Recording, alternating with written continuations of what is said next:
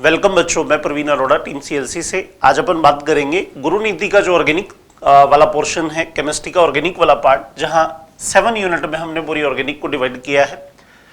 उसका जो first topic हमने लिया है वो है नोमेनकल्चर आइसोमेरिज्म। ये यूनिट है, इसमें अपन नेमिंग और आइसोमेरिज्म दोनों पर डिस्कशन करेंगे।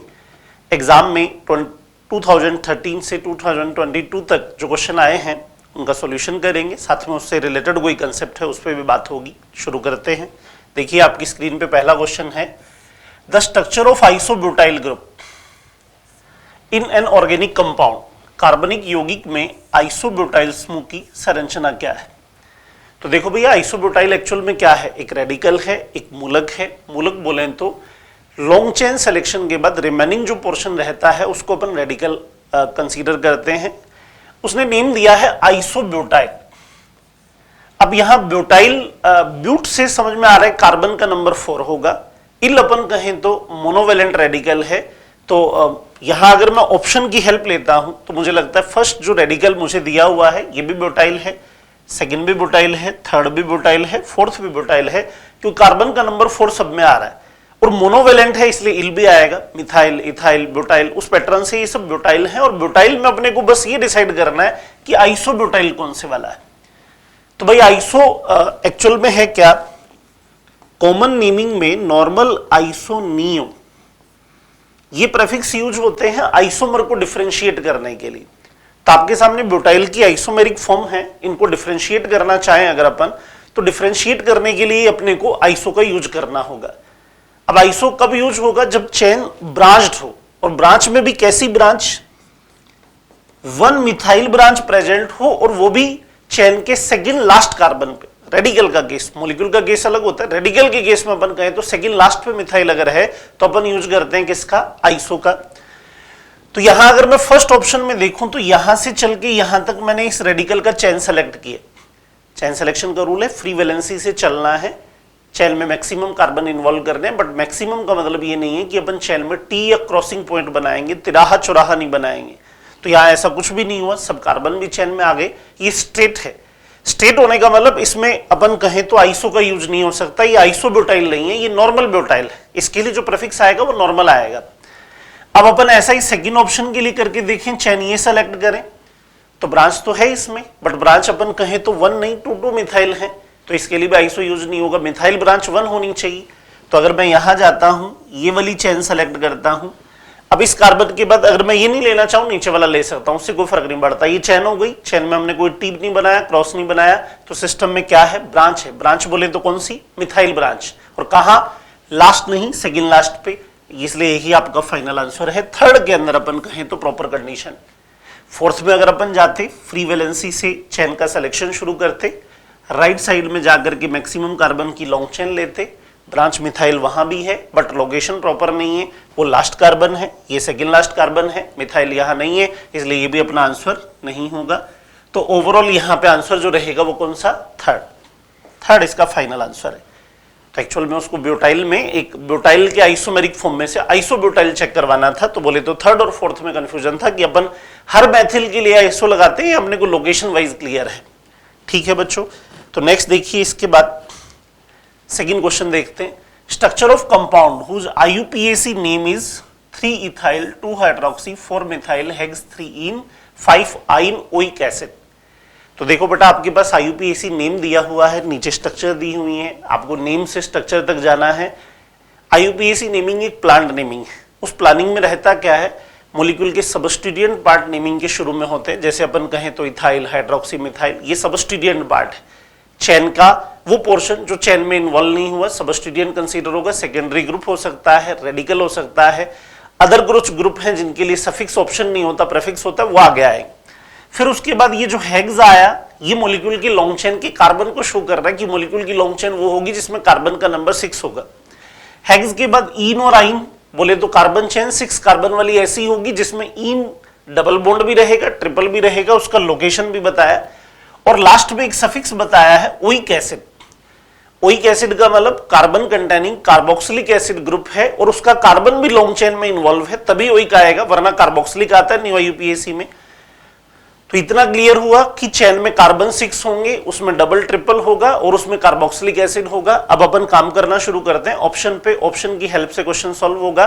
तो देखो मेरा जो फर्स्ट मॉलिक्यूल है उसमें कार्बोक्सिलिक एसिड सीनियर ग्रुप है, उसके कार्बन को मैं लॉन्ग चेन में लेके नंबर 1 दे सकता हूं, वो एक तभी लगेगा। 1 के बाद मैं यहां आया 2 और यहां आ गया 3। अब थर्ड कार्बन के पास मेरे पास दो ऑप्शन है, या तो मैं नीचे की साइड जाऊं या मैं लेफ्ट में इस डबल बॉन्ड की साइड जाऊं, क्योंकि चेन में टी नहीं बनेगा, क्रॉस नहीं बनेगा। ये लॉन्ग चेन सिलेक्शन का रूल है कि टी और क्रॉसिंग पॉइंट उसमें नहीं होगा। तो इसलिए अगर मैं 4 और 5 के लिए इस साइड चल जाता हूं तो मेरी चेन भी 5 की रहेगी और उसमें ट्रिपल बॉन्ड भी नहीं आया। तो इसलिए ये अपना ऑप्शन नहीं हो पाएगा, क्योंकि अपने को चेन भी 6 की चाहिए, डबल और ट्रिपल दोनों चाहिए। आगे गए, ये 1 है, ये 2 है, ये 3 है। वही प्रॉब्लम फिर आ रही है, डबल लोगे तो ट्रिपल रह जाएगा, ट्रिपल लोगे तो डबल रह जाएगा। जैसे अगर मान लो मैं नीचे चला जाऊं तो कार्बन तो 6 हो गए, पर चेन में डबल कहां है, ईन नहीं है ना, वो तो कह रहा है ईन है 3 पे, इसका मतलब ये ऑप्शन भी रॉन्ग है। थर्ड पे जाइए, 1 है, 2 है, 3 है, वही पहले फर्स्ट और सेकंड ऑप्शन वाली प्रॉब्लम फिर आ रही है। ट्रिपल लेंगे तो डबल रहेगा, डबल लेंगे तो ट्रिपल रहेगा, छोड़ दो इसे। आगे वाले पे जाओ, 1 2 3 4 5 6, ये लो सब अपनी सारी डिजायर कंप्लीट हो गई। 6 की चेन आ गई, 6 के लिए हेक्स आ जाएगा। इन कहाँ है, 3 4 बोले तो 3 पे स्मॉल वाला नंबर यूज करेंगे, और आइन कहाँ है, 5 और 6 में 5 यूज करेंगे, और ओइक एसिड कार्बोक्सिलिक के लिए यूज होगा। ब्रांच कौन कौन सी है, ब्रांच OH है, ब्रांच मैथिल है, ब्रांच एथिल है।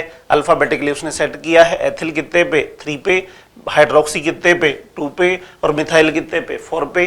तो इसका मतलब यहाँ पे कंफर्म हुआ, आंसर कौन सा रहेगा, 4th।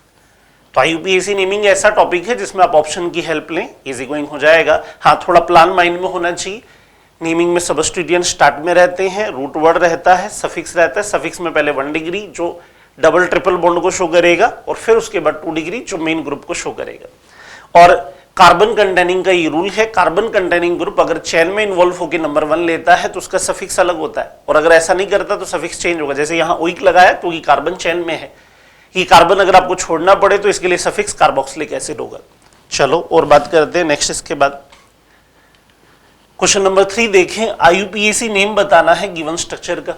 ये जो स्ट्रक्चर है इसका IUPAC नाम बताना। अब तो देखो यहाँ पे है क्या, अगर मैं मॉलिक्यूल को ऑब्जर्व करता हूं तो सीनियर ग्रुप कंसीडर होता है एल्डिहाइड, क्योंकि 3 ग्रुप एल्डिहाइड हैं, सब सीनियर है।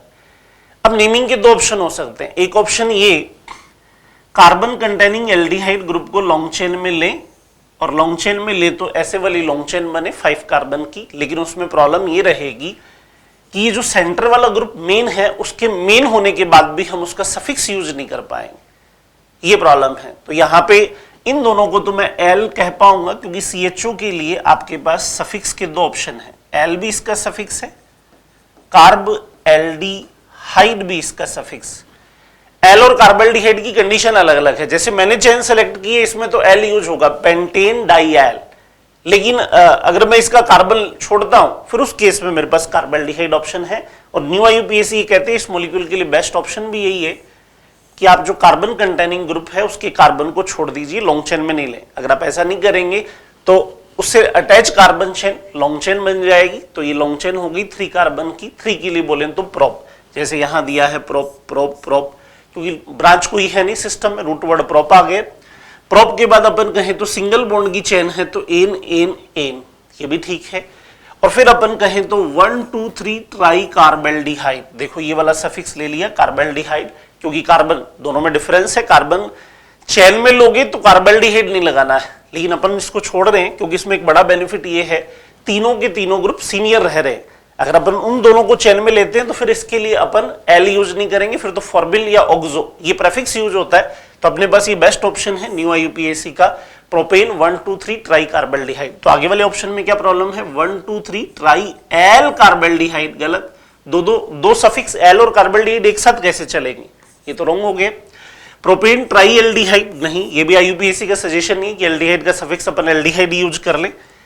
एल्डिहाइड पेंटेनल, एल नहीं है, फिर अगर अपन पेंटेनल लेते हैं तो पेंटेन डाइएल है, तो ये भी नहीं चलेगा, छोड़ दीजिए इसे भी। तो इसलिए आंसर कौन सा कंफर्म हुआ, फर्स्ट। तो आपने प्रीवियस वाले क्वेश्चन में कार्बन कंटेनिंग का चेन में लेकर के सफिक्स देख लिया। नेक्स्ट वाले में न्यू IUPAC का ऑप्शन आपके पास आ गया, अगला क्वेश्चन देखें, IUPAC name of the compound. Molecule दिया हुआ है, IUPAC नेमिंग बतानी है। तो देखो अगर मॉलिक्यूल को ऑब्जर्व करते हैं तो मॉलिक्यूल में एल्डिहाइड, कीटोन और डबल बॉन्ड फंक्शनल ग्रुप है। सीनियर मोस्ट इनमें से एल्डिहाइड है, क्योंकि फंक्शनल ग्रुप की एक प्रेफरेंस टेबल है, उस प्रेफरेंस टेबल के अकॉर्डिंग कहें तो ऊपर आने वाला ग्रुप एल्डिहाइड होगा, सीनियर है, इसका कार्बन लॉन्ग चेन में भी आएगा, नंबर 1 भी लेगा। यहां जाने के बाद ये 2 नंबर हो गया, आगे जाएंगे क्योंकि चेन में, क्योंकि ऐसा एक प्रेफरेंस है, अगर चेन में मेन फंक्शनल ग्रुप इन्वॉल्व हो जाए तो नेक्स्ट टारगेट अपने को बनाना होता है डबल या ट्रिपल बॉन्ड को लॉन्ग चेन में इन्वॉल्व करना, और double triple bond multiple bond आ जाए तो फिर अपना थर्ड टारगेट होता है सब्स्टिट्यूएंट जो है, रेडिकल जो है, सेकेंडरी फंक्शनल ग्रुप जो है वो मैक्सिमम लॉन्ग चेन में आए। तो मैंने मेन फंक्शनल ग्रुप को चेन में लिया। अब मेरे को यहां नीचे नहीं जाना क्योंकि सामने जाने पे मल्टीपल बॉन्ड मिलेगा और साथ में एक सेकेंडरी ग्रुप कीटोन भी मिलेगा। तो ये 3 है, ये 4 है, ये 5 है, ये 6 है। हालांकि कार्बन कंटेनिंग सेकेंडरी में अदर कोई केस होता कीटोन को छोड़ के तो उसका कार्बन लॉन्ग चेन में नहीं आता, बट कीटोन एक एक्सेप्शनल केस है, चेन में इन्वॉल्व होगा, नंबर भी लेगा। ये आपकी लॉन्ग चेन हुई। अब लॉन्ग चेन में बताने के लिए प्रेफिक्स पोर्शन जो है वो कौन कौन सा, ये वाला कीटोनिक ग्रुप जो है वो सेकेंडरी है, उसको प्रेफिक्स फॉर्म में शो करेंगे। ये वाली जो ब्रांच है जिसका नेम मिथाइल है उसको भी प्रेफिक्स में शो करेंगे। इसका नेम मिथाइल है, उसको अपन कीटो कहते हैं, ऑक्सो कहते हैं। तो देखो ऑप्शन में उसने क्या लिया है, यहां पे देखो सबसे पहले में अपन कहें तो 5 पे फॉर्माइल हेक्स 2 ईन, तो मेरी चेन में ईन जो है वो 2 पे नहीं है, 4 पे है, तो ये तो वैसे ही रॉन्ग हो गया। कार्बन चेन 6 की है पर ईन 2 पे नहीं है। आगे वाले में जाएं तो हेक्स 2 ईन, यहां पे भी ये मिस्टेक है, हेक्स 2 ईन नहीं है इसमें। फिर यहां जाएं हेक्स 5 ईन और हेक्स 4 ईन, अपन इसकी हेल्प लें अगर, तो देखो हेक्स जो है 4 ईन है, 4 और 5 में से स्मॉल वाला नंबर यूज करेंगे तो 5 ईन भी नहीं चलेगा। परफेक्ट नेम यहां से आपके पास ये आ रहा है, ऑप्शन की हेल्प ली तो ये मिल गया अपने को। अब देखो इसने क्या लिया है, पहले लिया कीटो 3 पे, फिर लिया मिथाइल। के और एम अल्फाबेटिकली देखें तो इन्होंने अल्फाबेटिकली दोनों प्रेफिक्स को सेट किया है। 2 degree prefix substituent more than 1 होते हैं तो उनको अपन सेटल कैसे करते हैं, अकॉर्डिंग टू अल्फाबेट ऑर्डर। तो कीटो ले लिया, मिथाइल लिया, फिर रूट वर्ड बताया, इन बताया और एल बताया, तो इसलिए फाइनल आंसर जो रहेगा इसका कौन सा, 4th रहेगा। नेक्स्ट देखिए बेटा जी, correct IUPAC name of following compound. फिर आपको एक मॉलिक्यूल दिया हुआ है, इसका आपको IUPAC परफेक्ट नेम बताना है। तो देखो क्या करें, पहले अपने मॉलिक्यूल ऑब्जर्व करें, ये डिसाइड करें कि लॉन्ग चेन में अपने को किस कार्बन को लेना है, किसे छोड़ना है। तो भाई यहां पे देखें अगर, तो मॉलिक्यूल का जो सीनियर मोस्ट ग्रुप है वो अल्कोहल। देखो इससे पहले अपन जो नेमिंग कर रहे थे इसमें कार्बन कंटेनिंग सीनियर एल्डिहाइड था, कार्बन कंटेनिंग सीनियर एल्डिहाइड था, कार्बन कंटेनिंग सीनियर एसिड था। कार्बन कंटेनिंग में 2 ऑप्शन होते हैं सीनियर होने पे, उसका कार्बन लॉन्ग चेन में आ भी सकता है और उसे छोड़ भी सकते हो।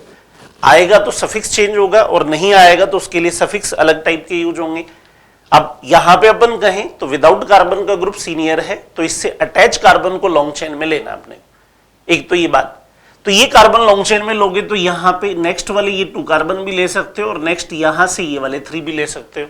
तो टोटल अगर मैं कहूं तो 1 2 3 4 5 6 कार्बन की चेन पॉसिबल है यहां लेना। अब बात ये आती कि 6 में अपन नंबरिंग कहां से करें, क्योंकि अपन ने यहां पे ये कार्बन लिया जिसपे सीनियर ग्रुप है, बाकी साइड में जो कार्बन इन्वॉल्व हो पाए वो ले लिए, तो यहां तक अपन ने 6 कार्बन की चेन ली।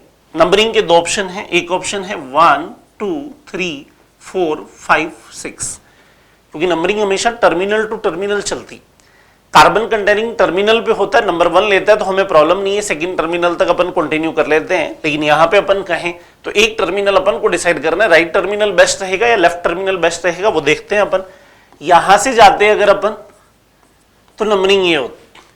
अब इस नंबरिंग की एक बड़ी डिमेरिट ये होती कि आपका जो सीनियर ग्रुप है एल्कोहल, उसका नंबर कितना हो रहा है 4, और यहां पे सीनियर ग्रुप का नंबर क्या है 3। तो अभी मैंने एक प्रेफरेंस की बात की थी, main group multiple bond substituent, ये प्रेफरेंस आप यूज करते हैं लॉन्ग चेन सिलेक्शन में भी, ये प्रेफरेंस यूज होती है नंबरिंग में भी। नंबरिंग में सबसे बड़ा वेटेज अपने को देना चाहिए किसको, मेन फंक्शनल ग्रुप को। तो उस पॉइंट ऑफ व्यू से ये जो चेन के ऊपर नंबरिंग थी वो रॉन्ग हो गई, ये वाली परफेक्ट नंबरिंग है क्योंकि सीनियर ग्रुप को अपन क्या दे पा रहे हैं 3। अब अपन ऑप्शन की हेल्प लेते हैं, 6 कार्बन की चेन है, ओल कितने पे है 3 पे है, सिंगल बॉन्डेड चेन है। तो जरा सफिक्स देखो आप, हेक्स एन 4 ओल, तो 4 ओल तो है ही नहीं, 3 ओल है, 4 ओल मतलब नंबरिंग ये वाली ले रहा है, ये वाली अगर नंबरिंग लेके नेमिंग करेगा तो रॉन्ग होगी। अब यहां देखो हेक्सेन 3 ओल इसमें आ रहा है, इसमें कहें हेक्सेन 4 ऑल, ये रॉन्ग हो गया, हेक्सेन 3 ऑल। इसका मतलब अभी अपने को दोनों ऑप्शन पे काम करना चाहिए, 2 और 4 पे। तो देखो है क्या, आपकी चेन में अब सबस्टिट्यूएंट है ब्रोमोक्लोरोमिथाइल, ब्रोमोक्लोरो और मिथाइल सबस्टिट्यूएंट है। अल्फाबेटिकली सेट करें तो पहले ब्रोमो आएगा, फिर क्लोरो आएगा, फिर मिथाइल आएगा। देखो दोनों में कहां है, ब्रोमो के बाद मिथाइल ले लिया, क्लोरो बाद में लिया, तो ये रॉन्ग हो गया, क्योंकि यहां पे एम और सी में से पहले सी आना था। तो यहां मैनेज है, ब्रोमो 1 पे है, बिल्कुल ठीक, क्लोरो 5 पे है, ये भी ठीक बताया है, मिथाइल 4 पे है। तो ये लो सब, तो आपको क्लियर हो रहा होगा आईयूपीएसी नेमिंग का बेस्ट अप्रोच है। कुछ रूल अपने को आए, बाकी अपन ऑप्शन की हेल्प लेते हैं तो काम इजी हो जाता है। ये आपका फोर्थ आंसर इसके लिए फाइनल रहेगा। हाँ जी, करेक्ट स्ट्रक्चर ऑफ 2,6 डाइमिथाइल डेक-4ईन। फिर आपके पास आईयूपीएसी नेमिंग का एक क्वेश्चन है, जहां पे करना क्या है आपको, यहां पे ये देखना है कि 10 कार्बन की चेन हो जिसमें डबल बॉन्ड 4 पे आए और उसके ऊपर 2 ब्रांच मिथाइल रहे। तो देखो आपके सामने मॉलिक्यूल हैं, इन पे चेक करते हैं। 1 2 3 4 5 6 7 8 9 10।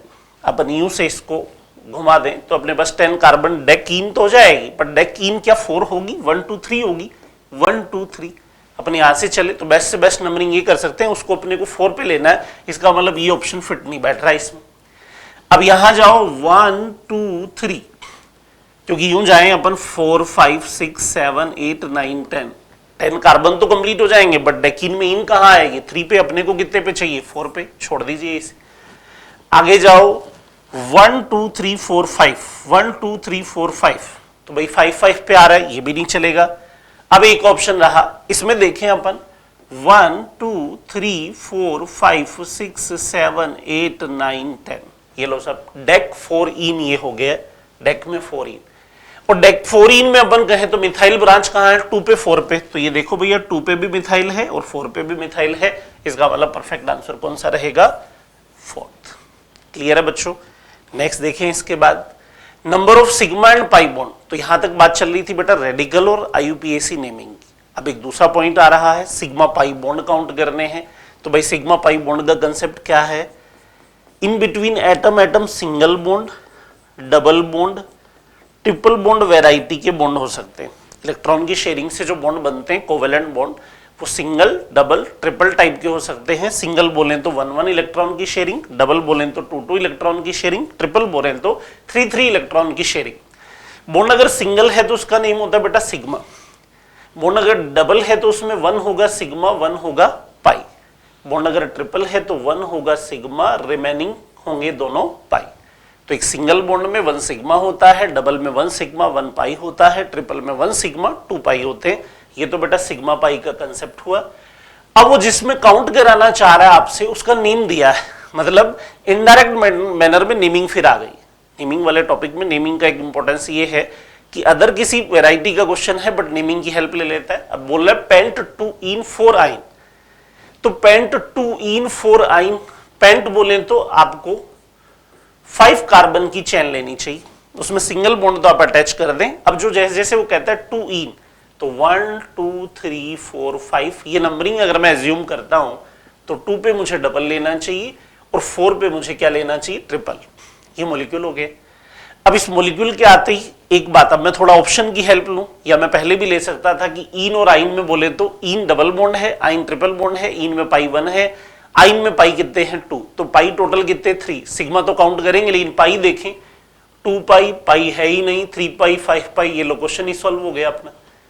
आपने स्ट्रक्चर नहीं बनाए तो भी क्वेश्चन सॉल्व हो रहा है, क्योंकि पाई पाई के बॉन्ड के नंबर के बेस पर। और पाई किससे पता चल जाएगा, इन में पाई 1 होता है, आइन में पाई 2 होते हैं। काफी इजी क्वेश्चन था, ऐसे भी हो जाएगा।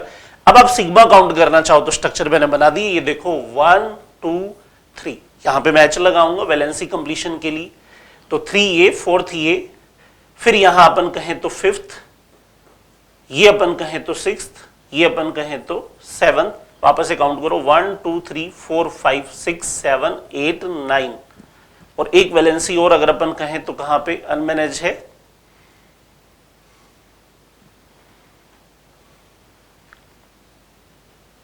हाँ ठीक है, देखो काउंटिंग में फिर देख लो 10 पाई 10 सिग्मा कह रहा है 1 2 3 4 5 6 7 8 9 और 10 सिग्मा। हालांकि अपन सिग्मा अपने नॉलेज के लिए काउंट कर रहे हैं, वैसे जरूरत नहीं थी, अपन ऑप्शन की हेल्प ले रहे हैं तो क्वेश्चन हो गया था। ये है बेटा यहां पे सिग्मा और पाई का नंबर, थर्ड आंसर आएगा। The enolic form of ethyl acetoacetate has below has, ethyl acetoacetate का इनोलिक रूप नीचे दिया गया है। देखो बेटा बात इसकी कर रहा है वो, इथाइल ये रहा, एसीटो इतना रहा, एसीटेट इतने पोर्शन का नेम है, एथिल एसीटोएसीटेट। इसका इनोल फॉर्म, इनोल बोले तो टाउटोमेइज्म की एक फॉर्म है, कीटो से इनोल में कन्वर्ट होना। ये देखो डबल बॉन्ड के साथ, डबल बॉन्ड को इन कहेंगे, OH को ऑल कहेंगे। इसके इनोल फॉर्म को, ये वाला इनोल इसकी बात कर रहा है, एथिल एसीटोएसीटेट ये है, उसका इनोल ये है, उसमें अपने को देखना है सिग्मा पाई। देखो ऑप्शन से समझना पड़ेगा क्या जानना चाहता है, सिग्मा पाई। स्ट्रक्चर मेरे सामने, तो मैं यहां पे एक चीज क्लियर देख पा रहा हूं, पाई बॉन्ड कितने हैं, यहां डबल है, यहां डबल है, और डबल डबल में एक एक पाई काउंट करूं तो कितने पाई हुए, 2। 1 पाई रॉन्ग ऑप्शन, 2 पाई हो सकता है, 1 पाई रॉन्ग ऑप्शन, 2 पाई हो सकता है। मतलब चारों में से 2 ऑप्शन पे काम करना है कि सिग्मा 9 है या सिग्मा 18 है। तो देखो यहां पे आपके सामने ये स्ट्रक्चर पड़ी है जिसमें आपको सिग्मा काउंट करने हैं, या तो डायरेक्ट कर लो, नहीं तो थोड़ा सा इसको एक्सप्लोर कर सकते हो। जैसे यहाँ पे जो दिया है, कार्बन दिया, फिर कार्बन के आगे CC डबल दिया, फिर यहाँ पे O और H दिया है, फिर यहाँ कार्बन के साथ ये H दिया है, नेक्स्ट कार्बन के साथ अपन कहें तो ये CO दिया है। C2H5 को अगर मैं थोड़ा डिटेल में ड्रॉ करूं तो C2H5 2 कार्बन का इथाइल रेडिकल है। अब इसकी वैलेंसी यहाँ पे H सेट करूं तो ये 3 H यहाँ आ जाएंगे, फिर OH अपन ने लगाई दिया है। C2H5 में अपन कहें तो 2H इस कार्बन पे और 3H आपके इस कार्बन पे। अब आप सिग्मा सिंगल बॉन्ड काउंट कर लो, डबल में से एक काउंट कर लो, 1 2 3 4 5 6 7 8 9 10 11 12 13 14 15 16 17 18। तो देखो भैया 9 वाला ऑप्शन रॉन्ग हो गया, 18 वाला परफेक्ट है, तो आंसर क्या आएगा बेटा जी, सेकंड आएगा। क्लियर है? चलिए नेक्स्ट देखिए। इसके बाद निम्न में से किस अणु में बाएं से दाएं परमाणुओं में sp2 sp2 sp sp संकरण है। या अपन कहें तो ये कहना चाह रहा है कि अगर अपन लेफ्ट टू राइट चलते हैं, मतलब लेफ्ट ये वाला हो गया और राइट ये वाला सेगमेंट हो गया, तो लेफ्ट टू राइट जाओ, बाएं से दाएं जाओ, तो लेफ्ट टू राइट जाने पे संकरण जो है वो क्या आना चाहिए, sp2 sp2 sp sp। पहले 2 sp2 होने चाहिए, फिर sp sp हाइब्रिड होने चाहिए। तो भाई sp2 कब होगा, sp कब होगा, ये कंफर्म कैसे हो। तो देखो सब, यहां पे मॉलिक्यूल आपका कार्बन वाला है, वैसे फॉर्मूला तो ये होता है, अपन n काउंट करते हैं, n बोले तो नंबर ऑफ सिग्मा बॉन्ड, सम करते हैं इसमें नंबर ऑफ लॉन पेयर। इन दोनों का सम करने पे सिग्मा बॉन्ड और लॉन पेयर का नंबर अगर अपन सम करें तो सम करने पे वैल्यू अगर 4 आता है तो हाइब्रिडाइजेशन sp3 होगा, 3 आता है तो हाइब्रिडाइजेशन sp2 होगा, और 2 आता है तो हाइब्रिडाइजेशन sp होगा। अब आपके मॉलिक्यूल कार्बन वाले हैं तो लॉन पेयर का कोई चक्कर नहीं है। एक्चुअल में पीरियोडिक टेबल में नाइट्रोजन फैमिली वो है जिसमें एलिमेंट के बस 1 लॉन पेयर प्रेजेंट होता है। ऑक्सीजन फैमिली पे 2 लॉन पेयर होते हैं, ऑक्सीजन पे, सल्फर पे, इन एलिमेंट पे, फ्लोरो क्लोरो ब्रोमो आयोडो पे 3 लॉन पेयर होते हैं। लेकिन ऐसा कोई मॉलिक्यूल है नहीं कि लॉन पेयर की बात आए, कार्बन पे कोई लॉन पेयर नहीं होता, आपको सिग्मा ही काउंट करने। या आप ये भी कह सकते हो सिंगल बॉन्डेड जो कार्बन है वो sp3 होता है। कार्बन पे अगर डबल बॉन्ड आ जाए, ये वाला केस जनरेट हो तो वो sp2 होता है, क्योंकि सिग्मा आपके पास कितने रहेंगे, 3। और अगर वो ट्रिपल बॉन्डेड केस है तो ट्रिपल बॉन्डेड में अगर सिग्मा काउंट करोगे कार्बन पे तो कितने आएंगे, 2। तो 4 सिग्मा वाला sp3, 3 सिग्मा वाला sp2 और 2 सिग्मा वाला sp। तो अपने को देखना है पहले दोनों sp2 और बाद वाले sp। तो यहां पे अगर मैं इस मॉलिक्यूल में कहूं तो ये वाला जो कार्बन है इसके सिग्मा काउंट करें तो कितने आ रहे हैं, 3, 2 हाइड्रोजन वाले और 1 कार्बन का, तो इसलिए ये क्या हो गया, sp2। आगे वाले पे जाएं तो लेफ्ट सिग्मा, राइट सिग्मा और एक H वाला सिग्मा, ये भी sp2। लेकिन आगे वाले दोनों भी तो ऐसे ही हैं, sp2 sp2, क्योंकि वहां पे भी अपन सिग्मा काउंट करें। या इसको अगर आपको ऐसे थोड़ा टफ लग रहा हो तो आप इसको यूं से भी ड्रॉ करके इसको थोड़ा और इजी कर सकते हो। ये लो भाई, सारी बॉन्डिंग अलग अलग क्लियर कर दें कि सिग्मा कहां है, पाई कहां है। तो काउंट करते जाओ, ये वाले कार्बन के लिए काउंट करोगे 3 सिग्मा में sp2 आएगा, इस कार्बन के लिए काउंट करोगे 3 सिग्मा के लिए sp2 आएगा। नेक्स्ट वाले दोनों के लिए भी अपन कहें तो वही sp2 sp2, तो ये अपना आंसर नहीं है क्योंकि चारों sp2 नहीं चाहिए अपने को, छोड़ दो ये। यहां पे ये फर्स्ट कार्बन से ही ऑप्शन फेल हो जाएगा क्योंकि ये 4 सिग्मा बना रहा है, 4 सिग्मा मतलब ये sp3 हो गया, अपने को तो पहला जो चाहिए वो sp2 चाहिए, छोड़िए इसे भी।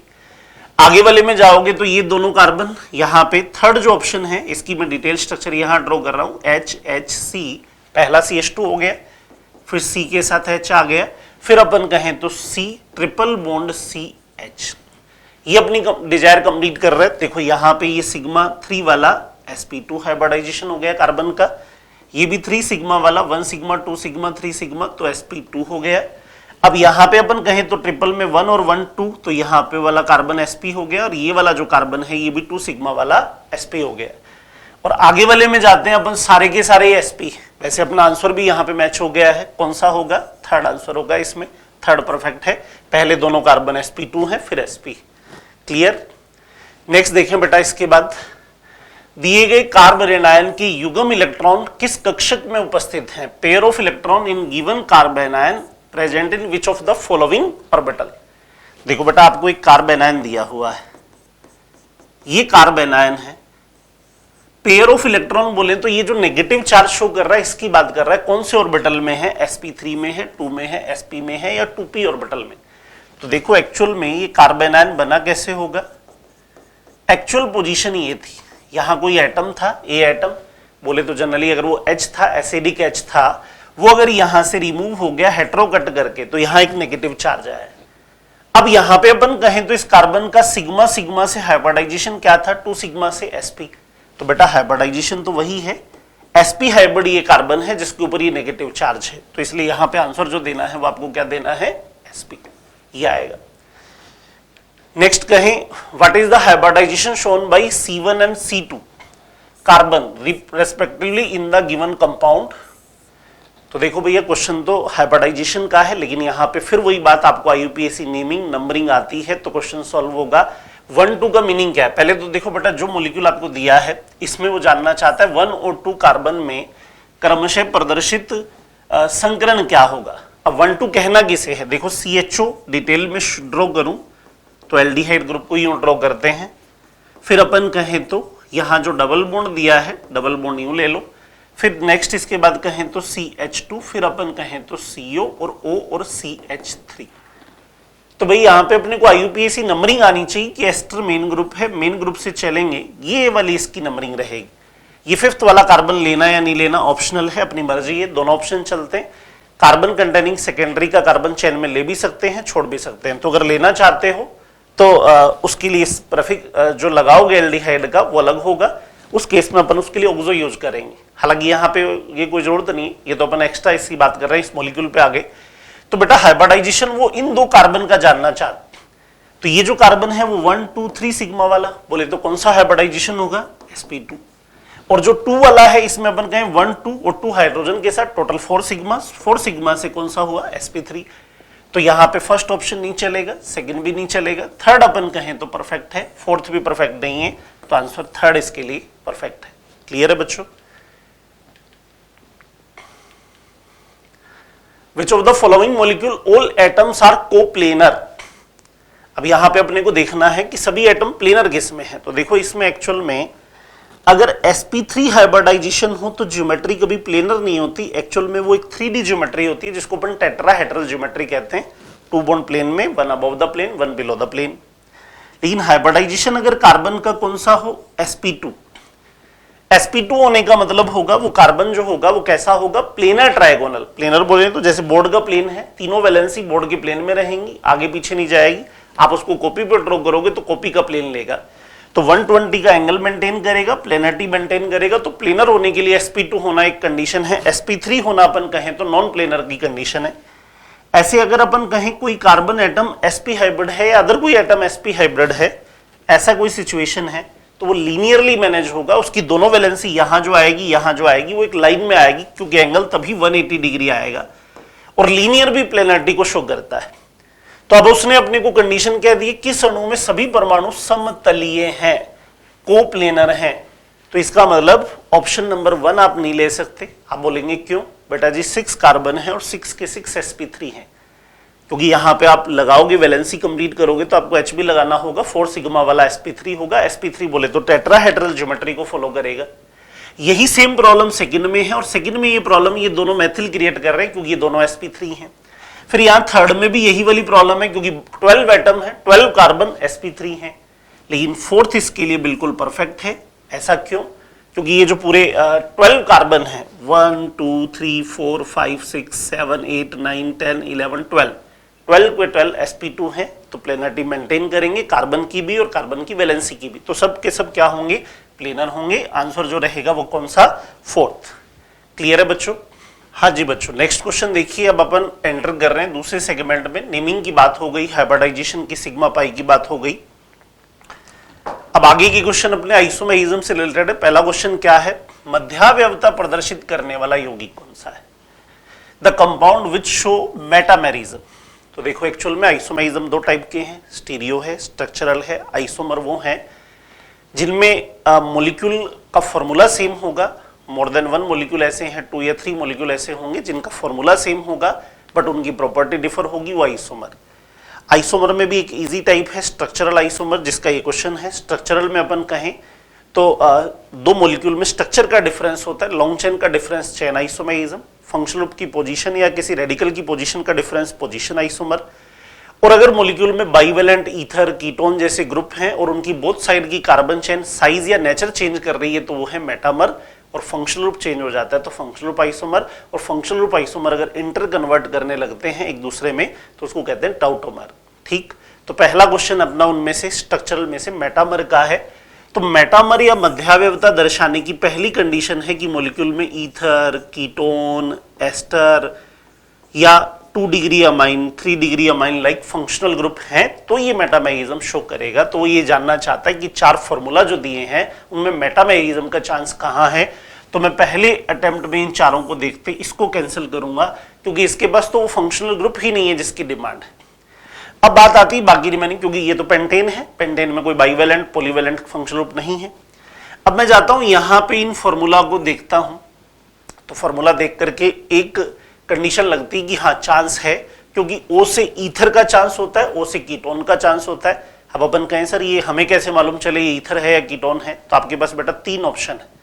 पहला, ये आपको जनरल फॉर्मूला का नॉलेज है तो अपन को देखते ही समझ में आता है कि यहाँ पे CnH2n+2O फॉर्मूला दिया हुआ है, मतलब एल्कोहल ईथर पे एप्लीकेबल है। एल्कोहल की बात नहीं करूंगा क्योंकि बात ही मेटामेरिज्म की होनी है, तो मोनोवेलेंट एल्कोहल पे बात नहीं होगी, बाइवेलेंट पे ही होगी। तो ये फॉर्मूला ईथर का है। एक बात, अगर आपको ऐसे ठीक नहीं लगे तो आप इसमें दूसरा ऑप्शन डिग्री ऑफ अनसैचुरेशन की हेल्प लेके उससे भी थोड़ा इससे जा सकते हो कि इसमें पाई लेना है नहीं लेना, क्योंकि कीटोन या एल्डिहाइड लेना चाहते हो तो पाई लेना होगा, वो DU से हेल्प मिल जाएगी, DU के फॉर्मूला से काउंट करके। या तीसरा सबसे इजी अप्रोच है, आपके सामने मॉलिक्यूल है, मॉलिक्यूल में O लेकर के अपने माइंड में आ रहा है कि ईथर होगा या कीटोन होगा, तो मॉलिक्यूल ड्रॉ कर लेते हैं, क्योंकि वैसे भी मेटामर पे जाने के लिए आपको ड्रॉ तो करना ही होगा। फॉर एग्जाम्पल मेरे पास ये फर्स्ट जो ऑप्शन है वो O कंटेनिंग है, तो O से पहला ऑप्शन मैं लेता हूं कि ईथर ड्रॉ कर लूं। अब ईथर ड्रॉ करना है तो ईथर बाइवेलेंट है, मेरे पास टोटल कार्बन कितने हैं 3, तो उनका डिवाइडेशन मैं करता हूं 1 और 2 वाला। और मुझे नहीं लगता कि मैं कोई और पैटर्न फॉलो भी कर सकता हूं, आप भी नहीं कर पाओगे। अब ऐसा तो पॉसिबल नहीं कि 1.5 कार्बन यहां लगा दो 1.5 यहां लगा दो, ऐसा तो ऑर्गेनिक में केमिस्ट्री में पॉसिबल नहीं है। तो 1.5 का डिवाइडेशन होना नहीं, एक ही डिवाइडेशन है, एक है, तो ये आपके सामने एक ईथर बना। अब ईथर क्या इस फॉर्मूला से परफेक्टली बन पा रहा है, तो भाई हाइड्रोजन वैलेंसी कंप्लीशन में 3 लगेंगे, यहां 2 लगेंगे, यहां 3 लगेंगे, टोटल हो गए कितने 8, तो C3H8O बिल्कुल ईथर ही बनेगा। अगर किसी को लग रहा था कि अपन इसको कीटोन बनाए, बना लो भाई कीटोन, कोई दिक्कत नहीं है। अब आपके पास टोटल कार्बन 2 और बच गए, एक यहां लगा दो, एक यहां लगा दो, और उसके ऊपर अपन कहें तो वैलेंसी कंप्लीट करो, C3H6 आएगा जो इससे मैच कर रहा है। ये लो सब एक साथ 2 हो गए। अब ये इस फॉर्मूला से बनने वाला कीटोन हुआ, ये इस फॉर्मूला से बनने वाला ईथर हुआ, दोनों मॉलिक्यूल में बाइवेलेंट फंक्शनल ग्रुप प्रेजेंट है, जैसा मेटामेरिज्म की बेसिक नीड है। लेकिन उसकी नेक्स्ट नीड ये है कि बाइवेलेंट या पॉलीवेलेंट फंक्शनल ग्रुप अगर जिस मॉलिक्यूल में है उसकी नेचर में 2 या मोर देन 2 फॉर्म एग्जिस्ट करें, और उनमें होना क्या चाहिए, बोथ साइड की कार्बन चेन साइज में अलग हो या नेचर में अलग हो। तो मुझे नहीं लगता यहां मैं कोई साइज चेंज कर पाऊंगा। जैसे यहां मेरा ये ग्रुप है, दोनों साइड अगर मैंने मैथिल लिया है तो इसमें मैं साइज क्या चेंज करूं, यहां मैं आधा कार्बन और वहां मैं 1.5 कार्बन थोड़ी कर सकता हूं, तो पॉसिबल नहीं है, मतलब ये मेटामेरिज्म के लिए फिट नहीं है। एज यूजुअल ये है 2 और 1 का कॉम्बिनेशन है तो डेड नहीं होना, तो इसका मतलब ये भी पॉसिबल नहीं है। और नेचर चेंज क्या होता है, जो हमने यहां अटैच ग्रुप किया है उसका कोई आइसोमेरिक फॉर्म पॉसिबल है क्या, मैथिल और एथिल का कोई आइसोमेरिक फॉर्म नहीं, तो ये लो सब फर्स्ट और सेकंड भी कैंसिल हो गया, तो कंफर्म हुआ आंसर कौन सा आएगा, थर्ड। क्यों आया, ये फॉर्मूला बेटा जी ईथर का है, 4 कार्बन कंटेनिंग ईथर जो है उसके लिए आपके पास मेटामर कौन कौन से हो सकते हैं वो देखो आप, ये लो, ये ईथर फंक्शनल ग्रुप आ गया, टोटल कार्बन 4 थी, वन साइड में हमने 1 कार्बन लिया, सेकंड साइड में हमने लिए 3 कार्बन, नंबर 1 ये एक ऑप्शन लिया। दूसरा ऑप्शन हम लेते हैं ये वाला जिसमें हमने साइज कोई चेंज नहीं किया बट नेचर चेंज कर दिया, ये 4 कार्बन कंटेनिंग ईथर के 2 अलग अलग केस हो गए। इसको अपन कहें तो नेचर वाइज चेंज कहेंगे, साइज वाइज नहीं। नेचर कैसे, क्योंकि ये वाला जो चेन है इसको नॉर्मल प्रोपिल कहते हैं, ये जो चेन है इसको अपन आइसोप्रोपिल कहते हैं। ये 1 डिग्री कार्बन से बॉन्डिंग कर रहा है ओ से, ये 2 डिग्री कार्बन से बॉन्डिंग कर रहा है। मेटामेरिज्म की कंडीशन ही ये है, मॉलिक्यूल जो मेटामर है उनमें बाइवेलेंट ग्रुप भी होगा और बोथ साइड की कार्बन चेन या तो साइज में अलग होगी या नेचर में अलग होगी, तो ये दोनों नेचर वाला डिफरेंस शो कर रहे हैं। अब साइज वाला भी देख लो, साइज वाला कुछ ऐसा होगा, बाइवेलेंट ईथर है, बोथ साइड में कार्बन चेन का साइज मैं अलग कर सकता हूं, इस साइड 2 कार्बन और राइट साइड में भी 2 कार्बन, ऐसा भी तो हो सकता है। 1-3 का कॉम्बिनेशन क्यों ले, 2-2 का भी ले सकते हैं, तो ये उन दोनों के लिए फिर मेटामर है। ये दोनों पर्सनली मेटामर है और दोनों इंडिविजुअली अलग अलग थर्ड वाले के साथ भी क्या है, मेटामर है। तो ये आपका क्वेश्चन था। तो ओवरऑल स्ट्रक्चरल आइसोमेरिज्म में मेटामेरिज्म एक ऐसी वैरायटी है जिसमें बाइवेलेंट ग्रुप कंटेनिंग होना चाहिए सिस्टम, और बाइवेलेंट की बोथ साइड में या तो कार्बन चेन का साइज चेंज हो जैसा 1-2 का 3 वाले के साथ हो रहा है, या नेचर का चेंज हो, इसको अपन मेटामर में लेते। चेन पोजीशन के लिए लॉन्ग चेन और पोजीशन का डिफरेंस, या तो चेन डिफर होगी या पोजीशन डिफर होगी, और फंक्शनल ग्रुप बिल्कुल अलग अलग फंक्शनल ग्रुप वाले हो तो फंक्शनल ग्रुप आइसोमर। जैसे अगर मैं यही बात करूं 4 कार्बन कंटेनिंग अगर ईथर हो सकता है तो सेम 4 कार्बन का अल्कोहल भी होगा, उसके साथ ये फंक्शनल ग्रुप आइसोमर होगा। ठीक है साहब, चलिए नेक्स्ट क्वेश्चन पे चलते हैं आइसोमेरिज्म के। आगे वाला क्वेश्चन क्या कहता है, number of structural isomer possible for the molecular formula this. आपको एक फॉर्मूला दिया हुआ है इसकी संभव संरचना समावेवी बनाने। तो देखो साहब यहां पे ये काफी अच्छा क्वेश्चन है, आपको एक फॉर्मूला दे दिया जाता है, उसकी सारी स्ट्रक्चर पे बात करना चाहता है, तो भाई यहां पे फिर आगे क्वेश्चन को सॉल्व करने के लिए अपने पास 2-3 अप्रोच हैं। एक अप्रोच तो ये है कि फॉर्मूला को देख के अपने को ये याद आए कि CnH2n+3n जनरल फॉर्मूला से बिलोंगिंग है। ये अगर समझ में आ गया तो आप इजी गोइंग यहां पे मॉलिक्यूल ड्रॉ करना शुरू कर देंगे कि अपने को यहां पे 1 degree 2 degree 3 degree amine draw करने हैं, और वो कितने हो पाएंगे बस वही अपना आंसर होगा। अगर ये समझ में नहीं आ रहा हो कोई बात नहीं, क्योंकि इस फॉर्मूला को लेकर के फिर एक दूसरा ऑप्शन होता है कि आप इसका DU देख लो, डिग्री ऑफ अनसैचुरेशन, और उसमें भी नहीं जाना तो फिर तीसरा ऑप्शन आपके पास ये है, जो है उसमें आपको देखो कार्बन चेन तो लेनी है, N को लेके माइंड में क्या क्या ऑप्शन है। N को लेके एक ऑप्शन है कि अमाइन ड्रॉ कर लें 1 डिग्री, अमाइन ड्रॉ कर लें 2 डिग्री, अमाइन ड्रॉ कर लें 3 डिग्री, जो करनी है रियल में है तो यही वाला। लेकिन अगर किसी के माइंड में आ रहा है कि N से तो सर साइनाइड भी हो सकता है, N से तो सर इमीन भी हो सकता है, बिल्कुल हो सकता है भाई। तो अगर आपको फॉर्मूला फाइनली नहीं मालूम है कि ये फॉर्मूला है और ये फॉर्मूला 1-2-3 डिग्री अमाइन का है, आपके माइंड में ऐसा ऑप्शन आ रहा है, अगर कार्बन का नंबर इतना कम है तो एक आध एग्जांपल ड्रॉ करके देख लो। ये 1 कार्बन इसमें आ गया, 2 कार्बन और ले लो, हाइड्रोजन का कंप्लीशन करो तो मैचिंग नहीं हुई, क्योंकि हाइड्रोजन 1 2 3 4 5 ही रह गए, तो यहां पे तो आपको 9 हाइड्रोजन सेट करने। इसका मतलब ये वो एग्जाम्पल नहीं है जिसमें आप साइनाइड ड्रॉ कर पाओ, और अगर कोई इमीन भी ड्रॉ करना चाह रहा है तो इमीन भी नहीं बैठेगा क्योंकि हाइड्रोजन का नंबर उसमें सेट नहीं होगा। तो फाइनली अपने पास ये डिसाइडेड है। अब आप वो तीनों में से कौन से मेथड से जाते हो, एक मेथड डिग्री ऑफ अनसैचुरेशन वाला है, दूसरा मेथड आपके पास ये है कि जनरल फॉर्मूला आपको याद है, तीसरा ये है ड्रॉ कर लो ना। ड्रॉ करने से N पे जो जो ऑप्शन है ड्रॉ करोगे समझ आ जाएगा। तो भाई अपने को ये क्लियर है कि 1 डिग्री 2 डिग्री 3 डिग्री अमाइन के एग्जाम्पल हैं, तो अब ड्रॉ करना शुरू करते हैं। देखो सबसे पहले मैं 1 डिग्री अमाइन ड्रॉ करना चाहूं, टोटल कार्बन मेरे पास 3 हैं, वो एक ही साइड में लगेंगे क्योंकि 1 डिग्री अमाइन एक मोनोवेलेंट ग्रुप है। एक साइड में लगाओगे, देखो हाइड्रोजन कंप्लीट करो, 3 यहां पे आ जाएंगे, 2 यहां पे आ जाएंगे, 2 यहां पे आ जाएंगे, 2 नाइट्रोजन के पास है, फॉर्मूला बिल्कुल बैलेंस हो गया, कार्बन 3 हो गए, हाइड्रोजन का नंबर 9 हो गया और N हो गया। ये अमाइन का प्राइमरी अमाइन का फर्स्ट टाइप हो गया, बोले तो प्रोपेन 1 अमाइन। अब प्रोपेन 1 अमाइन है तो इसके लिए एक सेकेंड ऑप्शन आप ये भी ले सकते हो, प्रोपेन 2 अमाइन, क्योंकि 3 कार्बन की चेन के नेचर में 2 रेडिकल एग्जिस्ट करते हैं, नॉर्मल प्रोपिल, आइसोप्रोपिल। तो नॉर्मल प्रोपिल पे अमाइन ले लिया, आइसोप्रोपिल पे अमाइन ले लिया, तो ये प्राइमरी अमाइन के दोनों केस हो गए और कोई केस होगा नहीं। अब जाइए थर्ड ऑप्शन, क्योंकि प्राइमरी नहीं, अमाइन में 3 वैरायटी है। अब आप सेकेंडरी अमाइन ड्रॉ करने का प्लान करें। अब सेकेंडरी अमाइन में वैसे कितनी स्ट्रक्चर होंगी, मेटामर वाले आइडिया से लगा सकते हैं। तो मेटामर का आइडिया क्या है, बोथ साइड की कार्बन चेन साइज चेंज करके देख लो, नेचर चेंज करके देख लो।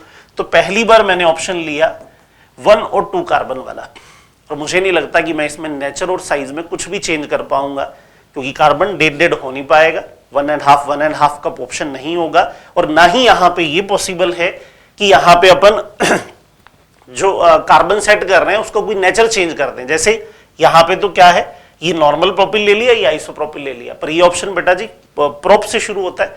प्रोपाइल में नॉर्मल प्रोपिल, आइसोप्रोपिल 2 ऑप्शन हो सकते हैं, ब्यूटाइल में 4 ऑप्शन हो सकते हैं, n butyl, secondary butyl, isobutyl, tertiary butyl.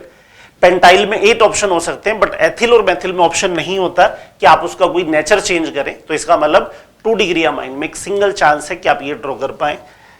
3 degree amine में जाओगे, 3 कार्बन चेन चाहिए, टोटल कार्बन ही बेटा जी 3 है, एक एक सब पे लगाना पड़ेगा और कोई सेकंड ऑप्शन इसमें भी नहीं है।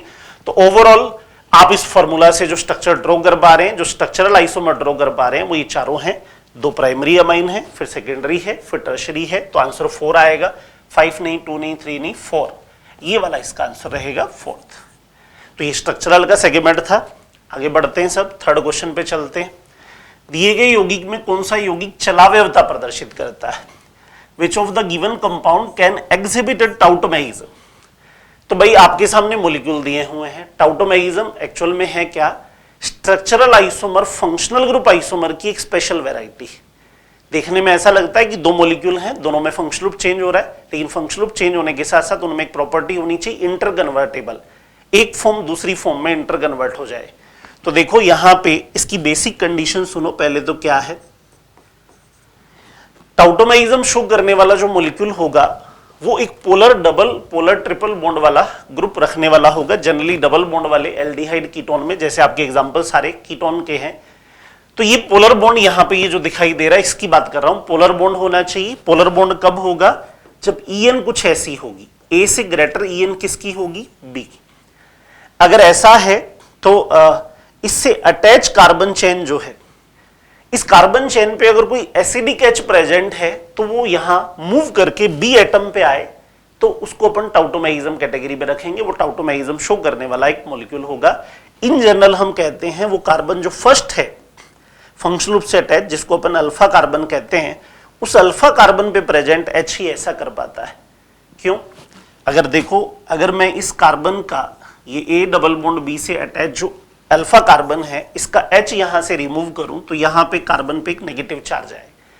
नेगेटिव चार्ज आने का मतलब वो एक रेजोनेंस कनेक्शन में ऐसे सेट होगा जो B तक इलेक्ट्रॉन को रेजोनेंस में भेज सकता है। इसलिए ये H माइग्रेट करके B पे चला जाता है, उसके इलेक्ट्रॉन माइग्रेट करके यूं चले जाते हैं। यही टाउटोमेइज्म है और लौट के फिर आ जाते हैं। तो इसको कीटोइनोल टाउटोमेइज्म कहेंगे, जो ऊपर के एग्जाम्पल है। देखो जैसे यहाँ पे ये मेरे पास ये A डबल बॉन्ड B का केस हो गया और ये इसकी अल्फा लोकेशन हो गई, अल्फा पे एक H। ये H यहां पे इस हाई EN के O पे जाएगा और यहां अपन कहें तो बॉन्ड को शिफ्ट करता हुआ यहां से इसकी टोटोमेरिक इनॉल फॉर्म बनाएगा। एज यूजुअल आगे वाले में जाएं तो यहां वाले पे अल्फा H अवेलेबल है, पर अल्फा नहीं, हम अल्फा नहीं, बीटा नहीं, गामा H को यूज करेंगे, क्योंकि हमें टाउटोमेइज्म में ये भी एक बात याद रखनी है, मोर एसिडिक H मिले तो वो यूज करना चाहिए, बेटर टाउटोमेइज्म होता है। तो अगर मैं इस H को निकालता हूं तो नेगेटिव को ये CO रेजोनेंस देगा, बट क्रॉस कॉन्जुगेशन। इस H को निकालता हूं तो कॉन्जुगेशन कौन सा आएगा? लीनियर। नेगेटिव का पाई से, पाई का पाई से रेजोनेंस है, तो ये एक स्पेशल केस है। इस टाइप से इसमें इनॉल फॉर्म में कन्वर्ट होगा। इसमें जाओगे तो ये वाला H ही होगा, क्योंकि ये वाली अल्फा लोकेशन तो हमने ब्लॉक कर दी है मैथिल मैथिल लगा के, तो हालांकि अपने इसमें पहले समझ लिया। तो देखो कंडीशन क्या है, इन जनरल कोई एल्डिहाइड कोई कीटोन जो है उसकी अल्फा लोकेशन का कार्बन, अल्फा कार्बन जो sp3 है उसका H ये माइग्रेशन शो करता है, कीटो इनोल टॉटोमेरिज्म शो करता है। लेकिन अगर वो प्रॉपर नहीं हो, वहां कुछ प्रॉब्लम हो, अगर अपन कहें तो sp3 ना होके sp2 या sp हो जाए तो उस केस में उसे अवॉइड करते हैं। लेकिन उसी चेन में आगे किसी लोकेशन का H भी अपन यूं यूज कर सकते हैं। बस कंडीशन ये है उसका जो नेगेटिव चार्ज है H रिमूव होने के बाद वो वाया रेजोनेंस हाई EMO पे पहुंचना चाहिए, जैसा यहां हो पा रहा है। इस H को अगर मैं यहां लेके आता हूं तो यहां लाने पे ये इलेक्ट्रॉन बिल्कुल रेजोनेंस पैटर्न से, क्योंकि रेजोनेंस में होता क्या है, नेगेटिव का पाई से, पाई का पाई से अल्टरनेट ऑर्डर है तो बिल्कुल रेजोनेंस हो जाएगा, ये इसमें टॉटोमेरिज्म शो करेगा। तो तीनों के तीनों मॉलिक्यूल टॉटोमेरिज्म के लिए परफेक्ट है। तो यहां 1 2 3 ये ऑप्शन आएगा। टॉटोमेरिज्म की बात भी समझ आई होगी। टॉटोमेरिज्म है क्या, एक फंक्शनल ग्रुप आइसोमेरिज्म है जिसमें फंक्शनल ग्रुप देखने में ऐसा लगता है फंक्शनल ग्रुप दोनों डिफर हैं, लेकिन उनमें इंटर कन्वर्जन रहता है, एक इक्विलिब्रियम सेटल हो जाता है। जैसे यहां पे अपन कहें ये मूवमेंट होने के बाद क्या होगा, जैसे यहां किसी एक एग्जांपल की अपन थोड़ा डिटेल में बात करें, जैसे फर्स्ट वाला केस, तो यहां पे पूरा प्रोसेस डिटेल में देखें टॉटोमेरिज्म क्या है। यहां ये वाला एक H, अब ये वाला H अपने अवॉइड किया, ये वाला H अपने लिया क्योंकि sp3 का है, तो ये H यहां माइग्रेट करता है तो इसके इलेक्ट्रॉन रेजोनेंस से माइग्रेट करते हैं और इसका जो आइसोमेरिक फॉर्म बनता है वो आइसोमेरिक फॉर्म कुछ ये वाला ये है, और इन दोनों में एक इक्विलिब्रियम सेटल हो जाता है। क्यों, क्योंकि ये लौट के बुद्धू घर भी जाता है, वापस H कार्बन का H है, O पे ज्यादा टाइम नहीं रुकेगा, वापस लौटेगा तो इलेक्ट्रॉन भी वापस वैसे ही चले जाएंगे। प्रोटॉन माइग्रेट करता है इसलिए इस प्रोसेस को प्रोटोट्रॉपी कहते हैं। प्रोटॉन के साथ बॉन्ड भी माइग्रेट करता है इसलिए डेस्मोट्रॉपी कहते हैं। तो प्रोटॉन वापस माइग्रेट किया, बॉन्ड फिर से माइग्रेट किया, तो ये एक इक्विलिब्रियम सेटल हो जाता है। डायनामिक आइसोमेरिज्म भी इसी का नेम ये है। तो ये तो बेसिक कंडीशन हुई, इसमें कुछ स्पेशल केस और है, नेक्स्ट क्वेश्चन में और देखते हैं। देखो दिए गए अणुओं में किसमें चलावेवता होती है, ये लो सब।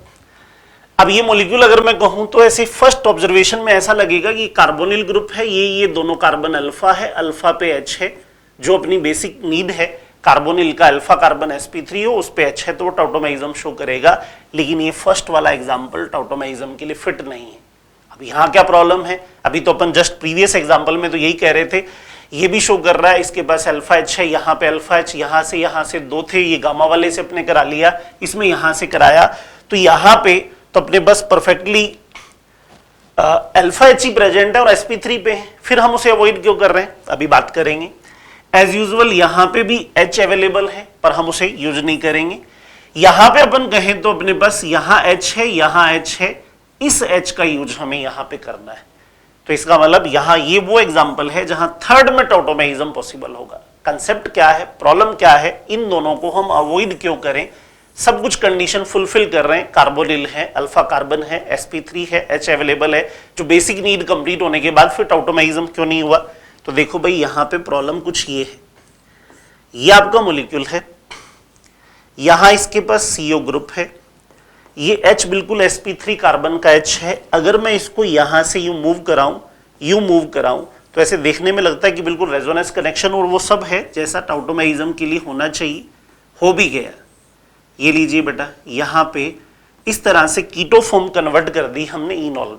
यहां बड़ी प्रॉब्लम क्या आई है, ये जो लोकेशन जहां से अपने H यूज किया है ये इस मॉलिक्यूल की ब्रिज हेड लोकेशन है। अब ब्रिज हेड का बिफोर प्रोसेस हाइब्रिडाइजेशन sp3 था, ब्रिज हेड का आफ्टर प्रोसेस हाइब्रिडाइजेशन sp2 हो गया। तो sp3 के लिए एंगल डिमांड होती है बेटा जी 109 डिग्री, और यहां पे अपन कहें तो sp2 के लिए एंगल डिमांड होती है 120 डिग्री। अब रियल में क्या, आप 5 मेंबर रिंग में, यहां पे आप रिंग का साइज काउंट करो 5 मेंबर है, इधर वाली रिंग का साइज काउंट करो 5 मेंबर है, 5 मेंबर में 120 का एंगल होता है क्या, नहीं होता। इसको कहते हैं Baeyer bond angle strain rule.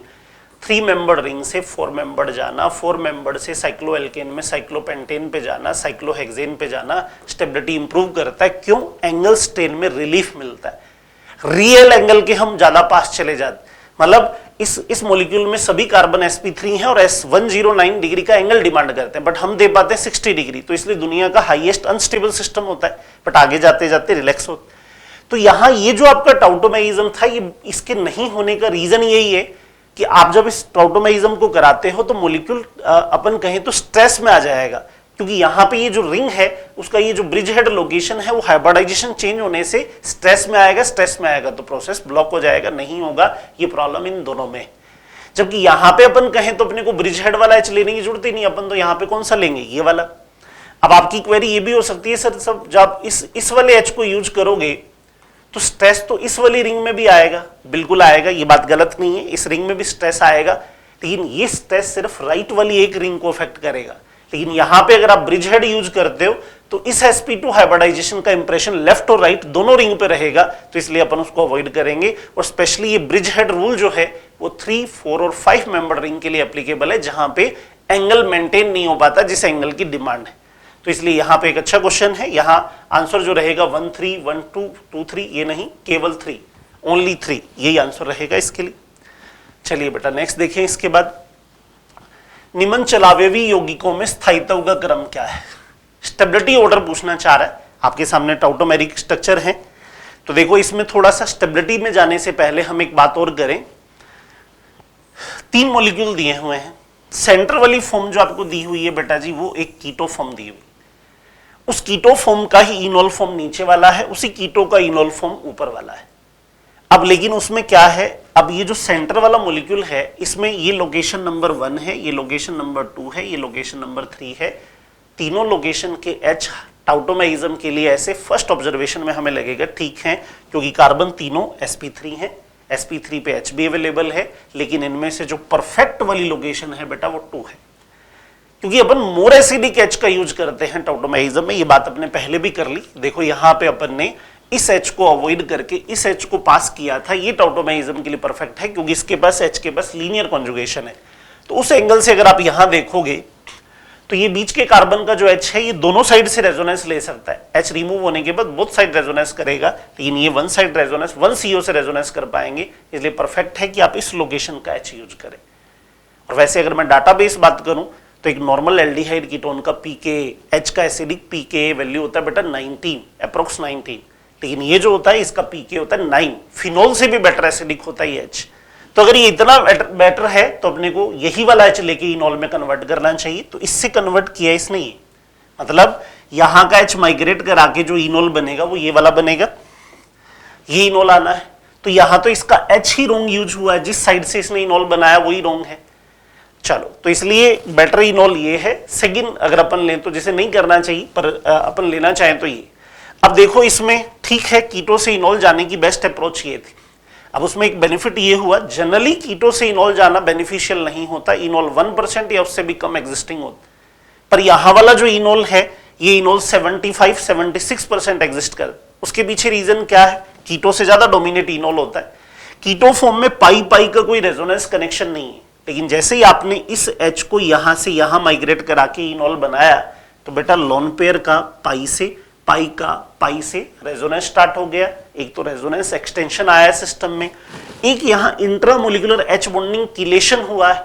Chelation बोले तो 1, 2, 3, 4, 5, 6 मेंबर एक रिंग का फॉर्मेशन हुआ है, जो भी इसके लिए बेनिफिशियल है। H bonding, extension of resonance, chelation, ये सब पॉइंट हैं जो इस कीटो से इस इनोल की साइड इसे ले जाने के लिए फेवरेबल बनाते। तो सबसे बेटर इसमें जो होगा वो थर्ड होगा। थर्ड देखूं तो एक ही ऑप्शन बनता है, थर्ड के बाद अपने आप 2 आएगा, फिर 1 आना है, क्योंकि ये तो लोकेशन ही अपने रॉन्ग चूज की है, तो इसलिए इसका आंसर जो रहेगा वो कौन सा, 4th। वैसे इनोल को अफेक्ट करने वाले फैक्टर में एरोमेटिसिटी भी अपना रोल प्ले करती है। अगर इनोल एरोमेटिक प्रोडक्ट बन जाए तो 100% इनोलाइजेशन होता है। एक्सटेंशन ऑफ रेजोनेंस मिलता है, जैसा यहां मिला तो इनोलाइजेशन को इंप्रूव करता है। एच बॉन्डिंग इनोलाइजेशन को इंप्रूव करती है। तो ये कुछ पॉइंट है जो इनोलाइजेशन को इंप्रूव करते हैं, ठीक है। हाँ जी बच्चों, नेक्स्ट क्वेश्चन में क्या कहता है, विच of the following compound will exhibited geometrical isomerism, कौन सा यौगिक ज्यामितीय समावयवता दर्शाए।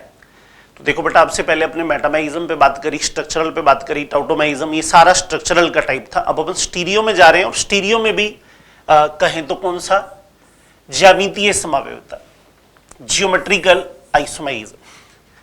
भाई जीआई शो करने वाले molecule in general alkene category के होते हैं, ऑक्सिम कैटेगरी के होते हैं, एजो कैटेगरी के होते हैं, या फिर सबस्टिट्यूटेड साइक्लोएल्केन होते हैं, 3 मेंबर्ड 4 मेंबर्ड साइकिल वाले सिस्टम। ये वो मॉलिक्यूल हैं जो जीआई शो करते हैं, वो जीआई आइडेंटिफाई कराना चाह रहा है किसमें जीआई है। इसमें ये जो क्वेश्चन है ये butene, butene, propane, butene, alkene की जीआई का है, मतलब इससे रिलेटेड है। तो देखो कॉमन कंडीशन ये है कि जो मॉलिक्यूल जीआई शो करता है उसमें रेस्ट्रिक्ट रोटेशन होना चाहिए। तो यहां पे देखो double bond, double bond, double bond के चक्कर में रेस्ट्रिक्ट रोटेशन है। यहां बॉन्ड सिंगल है बट साइकिल वाला है, इसलिए रोटेशन यहां भी रेस्ट्रिक्ट रोटेशन के बाद जीआई कंपेयर होती है हमेशा 4 ग्रुप्स के बीच। तो यहां देखो इन में डबल बॉन्ड वाला जो लोकेशन होता है वो 2 कार्बन जो डबल बॉन्डेड हैं उनकी वैलेंसी पे 4 ग्रुप का प्रेजेंस आपको मिल जाएगा। यहां पे 3 दिख रहे हैं लेकिन एक लोन पेयर ले लो 4 हो जाएंगे। यहां 2 दिखाई दे रहे हैं, लोन पेयर ले लो 4 हो जाएंगे। और ये साइकिल में अपने पास ऑप्शन है, अपन ये वाले 2 इन 2 से कंपेयर करा सकते हैं, ये वाले 2 इन 2 से भी कंपेयर करा सकते हैं, या यहां वाले 2 वहां वाले 2 से भी कंपेयर करा सकते हैं। मतलब नियरेस्ट 2 कार्बन पे देखना मजबूरी नहीं रह। तो रोटेशन रेस्ट्रिक्ट सब में है, ग्रुप 4 प्रेजेंस मिल जाएगी। 4 प्लेनर होंगे। प्लेनर कैसे बेटा जी, ये दोनों कार्बन sp2 हाइब्रिड हैं, ये वाले भी sp2 हैं, ये वाले भी sp2 हैं, sp2 का मतलब प्लेनर टी। तो जीआई की कंडीशन होती है रेस्ट्रिक्ट रोटेशन होना चाहिए जो इन सब में है, ग्रुप 4 होने चाहिए वो प्रेजेंट है, 4 प्लेनर होने चाहिए वो यहां तक ठीक है।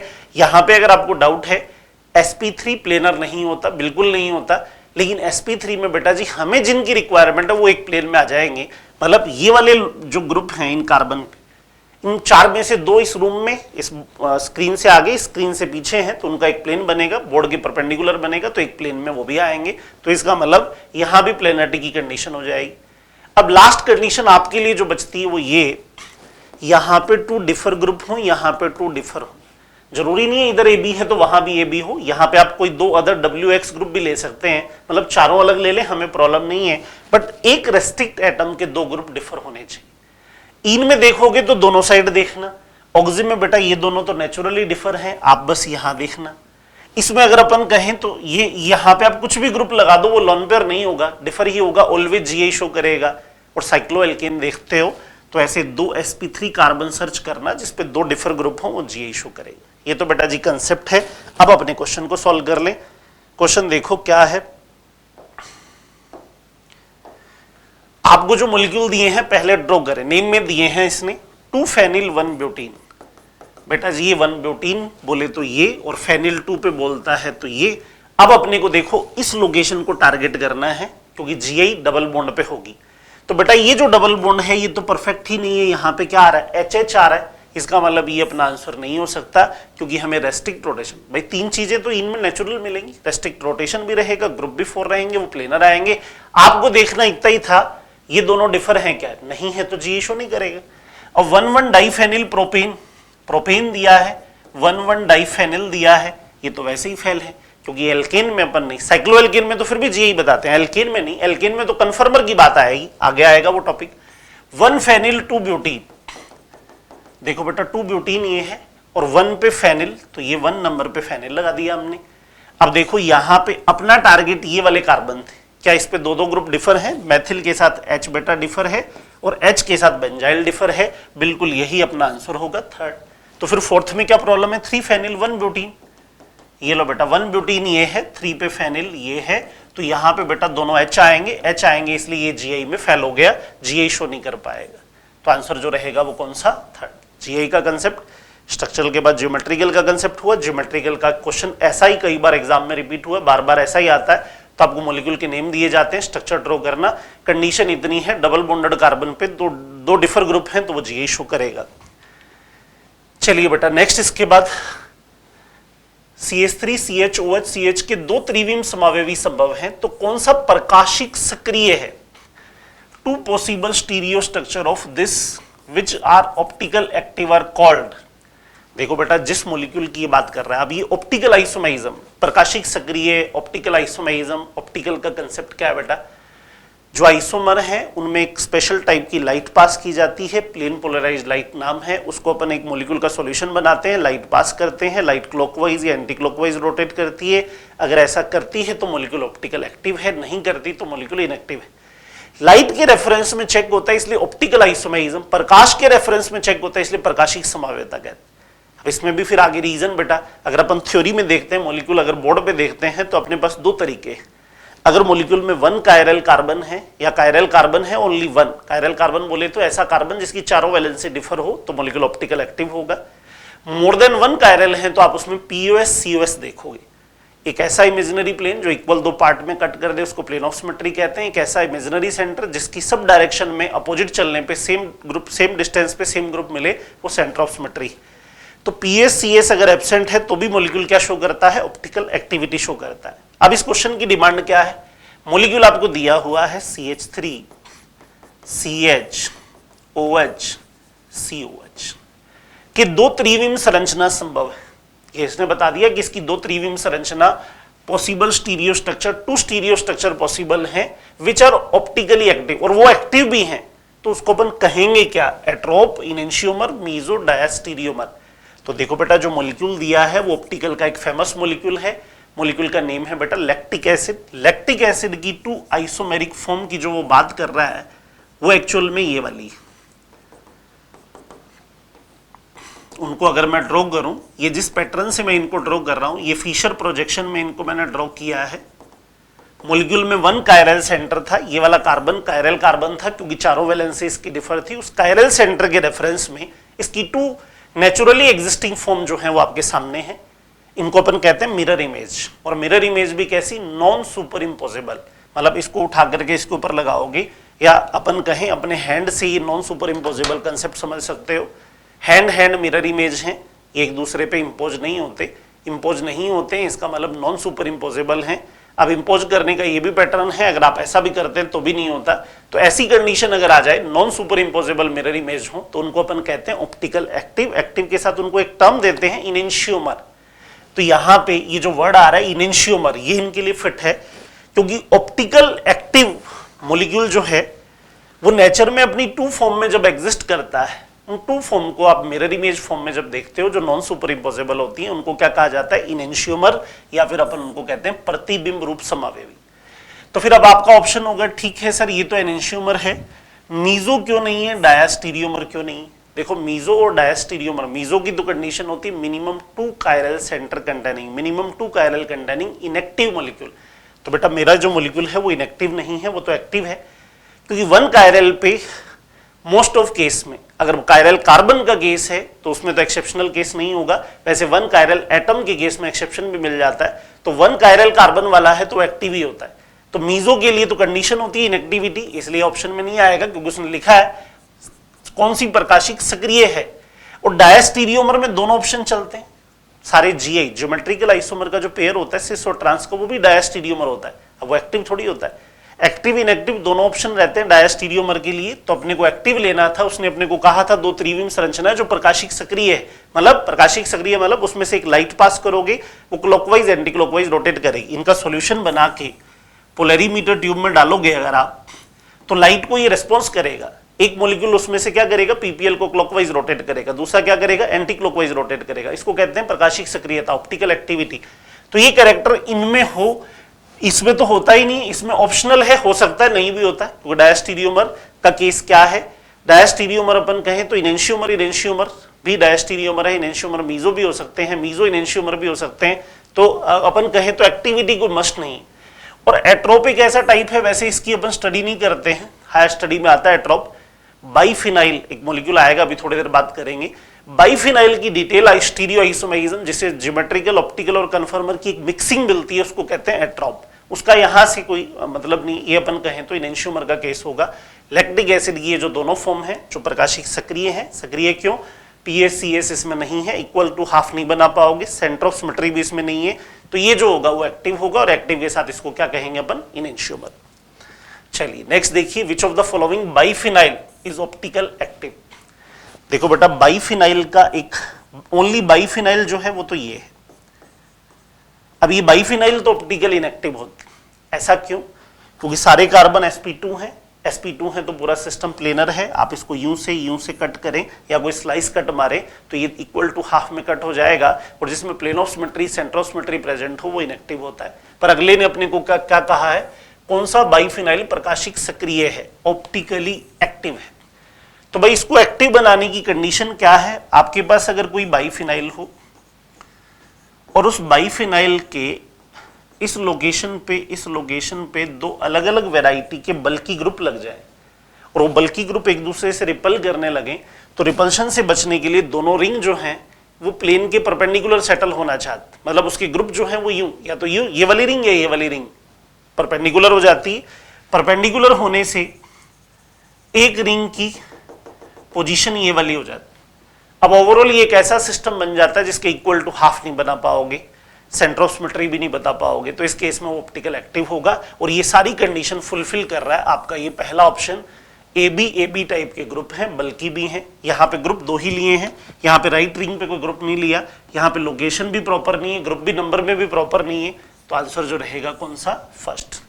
ये एक स्पेशल केस होता है, इसकी ज्यादा डिटेल में जाएं, इसी का ही नेम एट्रोप आइसोमेरिज्म होता है। बाइफिनाइल के केस में जब अपन डिटेल स्टीरियो का डिस्कशन करते हैं जिसमें ऑप्टिकल ज्योमेट्रिकल सारे केस आते हैं, उसको अपन एट्रोप कहते हैं। अभी एक नेम आया था एट्रोप, हालांकि उसका 12 तक की एनसीईआरटी में कोई एक्सप्लेनेशन नहीं है, नाम ही दिया था उन्होंने।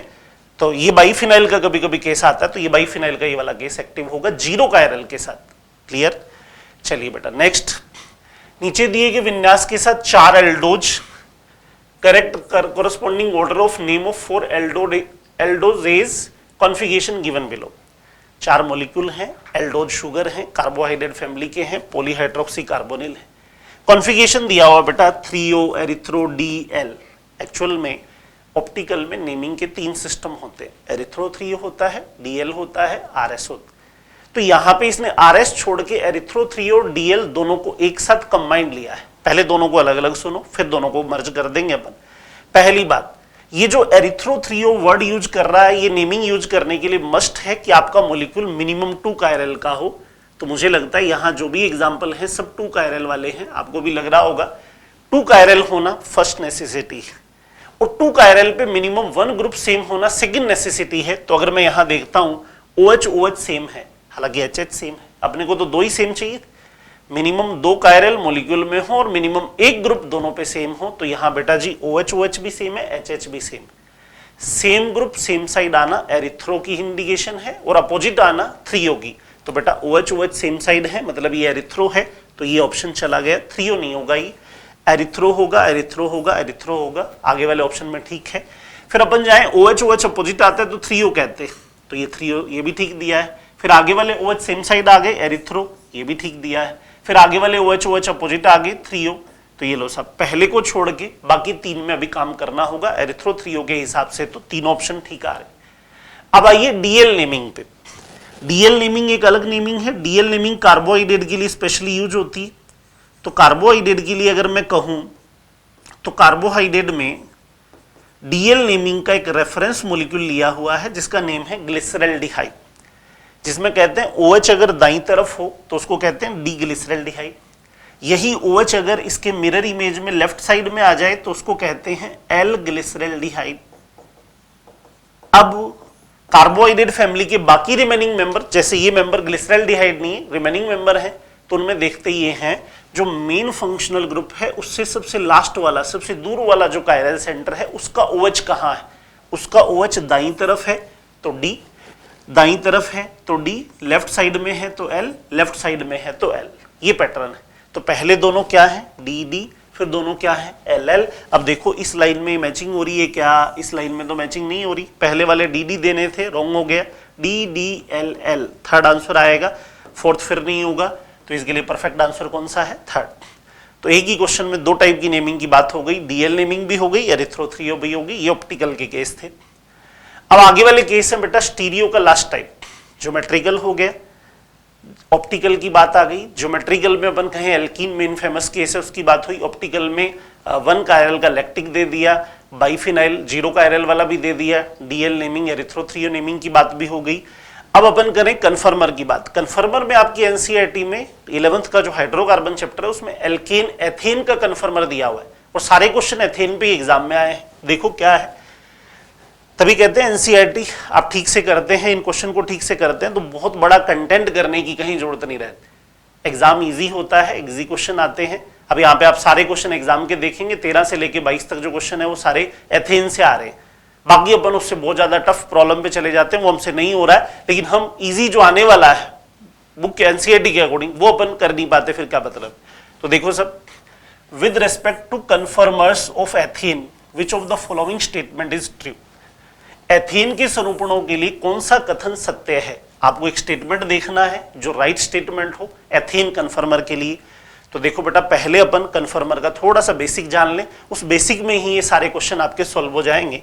देखो, कन्फर्मेशनल आइसोमेरिज्म की पहली कंडीशन, फर्स्ट नीड है कि मॉलिक्यूल में एटम एटम का सिंगल बॉन्ड का फ्री रोटेशन हो। फ्री रोटेशन से आइसोमेरिज्म जनरेट होता है, इसलिए इसको रोटोमर कन्फर्मर कहते हैं।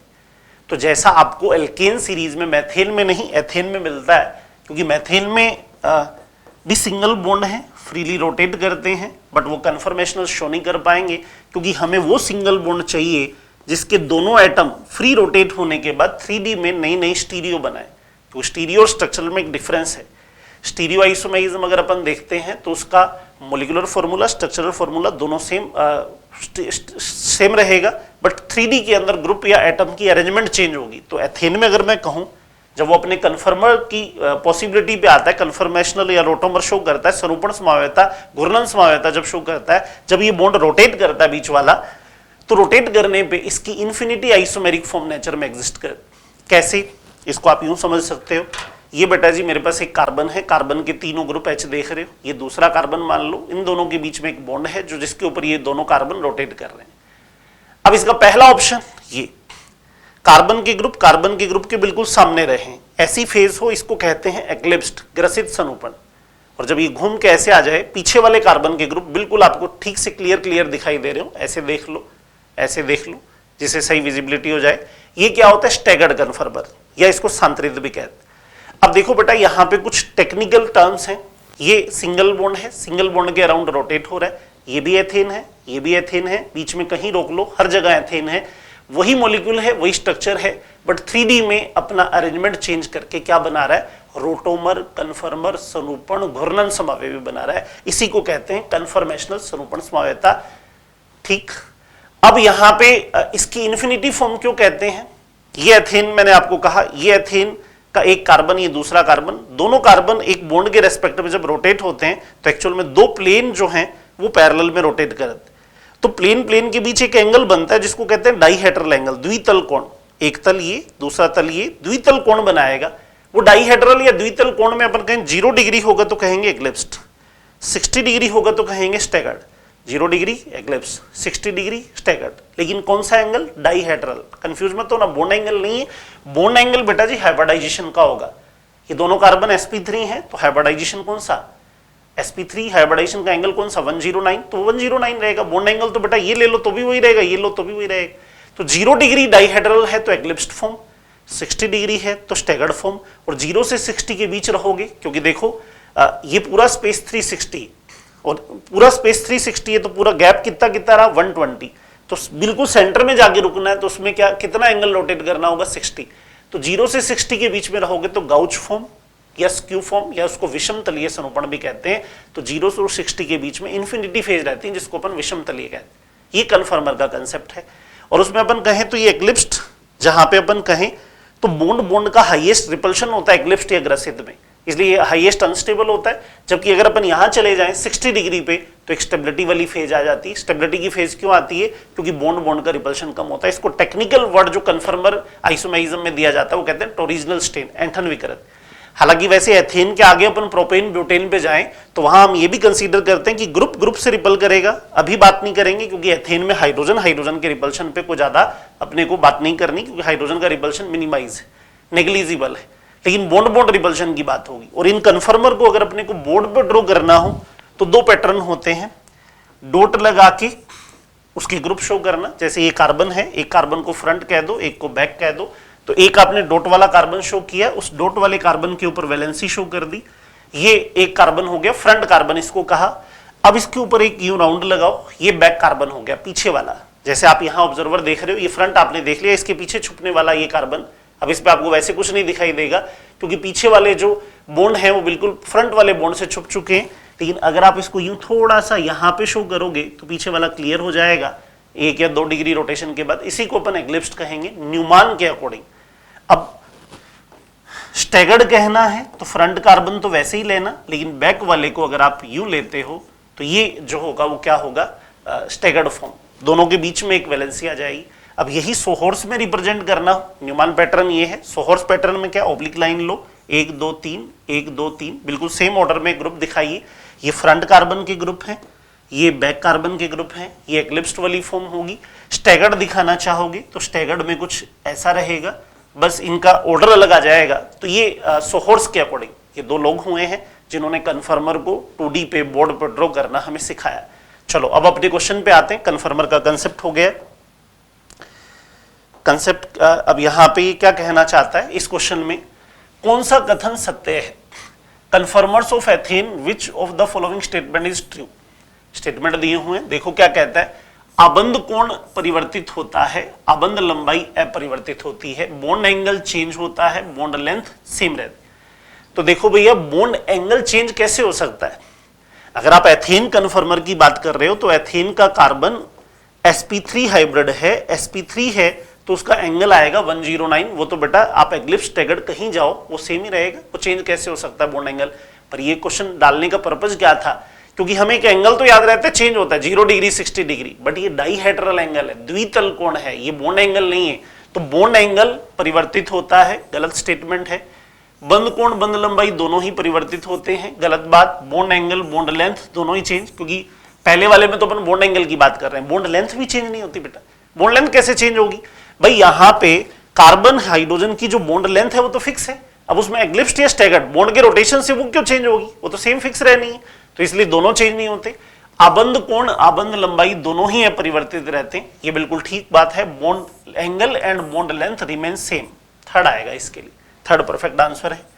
फिर कहें आबंध कोण अपरिवर्तित रहता है और आबंध लंबाई परिवर्तित होती है, नहीं, तो परिवर्तित अपने को कुछ नहीं करना, बॉन्ड एंगल सेम रहता है, बॉन्ड लेंथ चेंज होती है, नहीं, थर्ड रहेगा।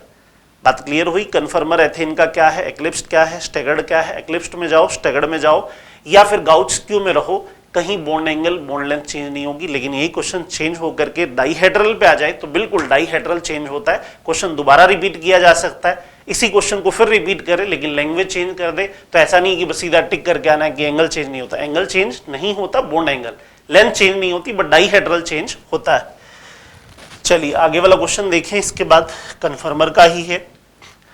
एथेन के निम्नतम स्थायी सरूपण में द्वितल कोण क्या होगा, डाइहेड्रल एंगल क्या होगा। देखो बेटा अभी अपन ने बात की थी, ये एथेन का एक्लिप्स्ड है, ये स्टैगर्ड है।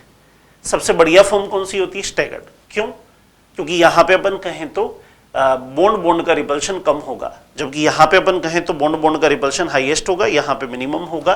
तो यहां पे उसने कहा निम्नतम स्थायी, मतलब जो अनस्टेबल है, लीएस्ट स्टेबल। तो लीएस्ट स्टेबल कब होगा, जब वो 0 डिग्री पे रहेगा।